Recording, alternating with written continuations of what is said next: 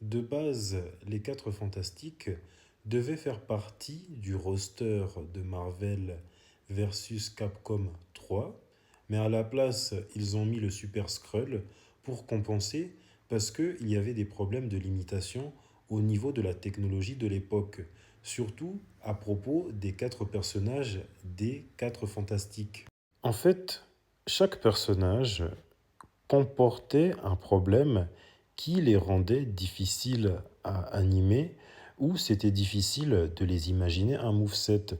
Si je commence par la chose, c'était difficile de l'imaginer un moveset car c'est un brawler, c'est un personnage lourd qui frappe fort et on aurait direct pensé à Hulk.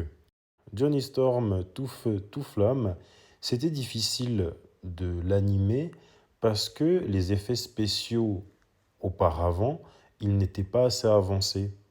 Reed Richards, son pouvoir élastique était compliqué à animer parce que Marvel vs Capcom, c'était un jeu assez rapide et en 3D.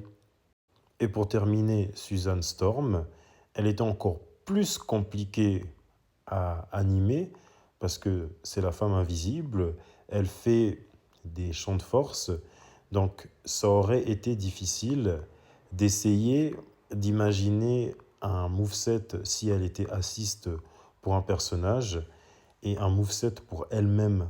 Donc au final, Marvel et Capcom ont fait un compromis et ils ont rajouté le Super Skrull à la base, qui est un ennemi récurrent des Quatre Fantastiques.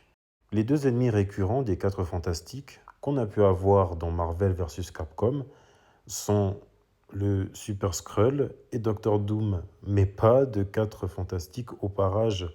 Mais j'aurais aimé par exemple qu'on ait droit au moins à la chose, parce que lui faire un moveset, ça n'aurait pas été si compliqué que ça, vu que il se bat comme un boxeur. Le Super Skrull, il est censé avoir les pouvoirs des Quatre Fantastiques, ce qui est le cas dans Marvel vs Capcom, excepté il n'a pas les pouvoirs de Susan Storm. Il ne peut pas devenir invisible, il fait juste un champ de force vite fait quand il doit se défendre.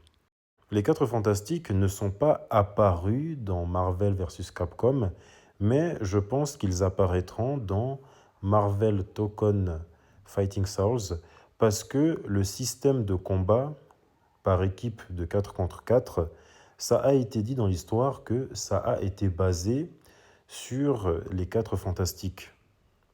Mais je suis sûr qu'il y aura les X-Men dans Marvel Token Fighting Souls, car depuis un certain temps, ils apparaissent partout.